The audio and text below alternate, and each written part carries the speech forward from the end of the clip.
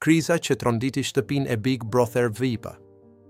Big Brother VIP Albania ka hyrë në një fazë delikate pas një incidenti që ka lënë gjurmë të forta brenda dhe jashtë shtëpisë më të famshme në vend.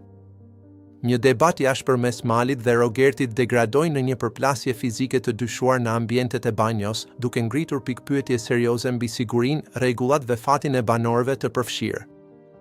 Atmosfera që prej ditësh ishte e tensionuar. Marrëdhënia mes malit dhe Rogertit kishte kaluar në disa përplasje të vogla verbale, thumbime dhe provokime të vazhdueshme.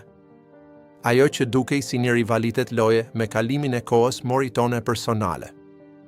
Nga fjalët tek përplasja. Sipas banorëve që ndodheshin pranë, gjithçka nisi me një debat të fortë verbal.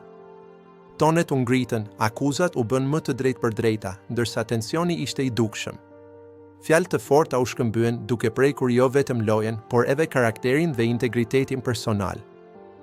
Debati më pas u zhvendos në ambientet e banjos, një hapësirë më e izoluar, ku kamerat nuk transmetojnë çdo këmbë në mënyrë të plotë. Megjithatë, zërat e ngritur dhe përplasjet u dëgjuan qark nga pjesa tjetër e shtëpisë.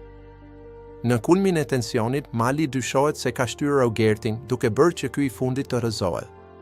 Ky moment ka qenë pika e shpërthimit. Banorët që ndodheshin afër reaguan menjëherë. Disa ndërhyn për të ndarë dyshen, ndërsa të tjerë mbetën të shokuar. Loja, për disa minuta, kaloi në plan të dytë. Siguria u bë prioritet. Heshtje e rëndë pas shpërthimit. Pas incidentit, atmosfera në shtëpi ndryshoi ndjeshëm. Një heshtje e pazakontë pushtoi ambientin. Rogerti u pa dukshëm i tensionuar me një qëndrim të mbyllur dhe të trazuar. Nga ana tjetër, mali preferoi të tërhiqej duke shmangur deklaratat e menjëhershme. Kjo heshtje vetëm sa shtoi më shumë dyshimet dhe pritshmëritë për një reagim zyrtar nga produksioni. Reagimi i publikut, rrjetet në flar. Ngjarja u bë menjëherë virale në rrjetet sociale. Klipet e shpërndara, analizat dhe debatet online u shtuan me shpejtësi. Publiku u nda në dy kampe, një pjesë kërkon ndërhyrje të menjëhershme dhe përjashtim, duke e konsideruar veprimin shkelje të rënd të rregullores. Një pjesë tjetër kërkon analizë të plotë të situatës, duke argumentuar se provokimet e ndërsjella duhet të merren parasysh.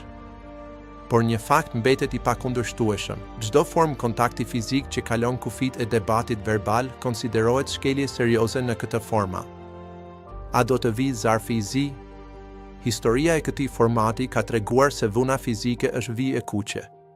Në edicionet e mëparshme, rastet e ngjashme kanë sjellë pasoja drastike, përfshirë zarf të zi dhe përjashtim të menjëhershëm.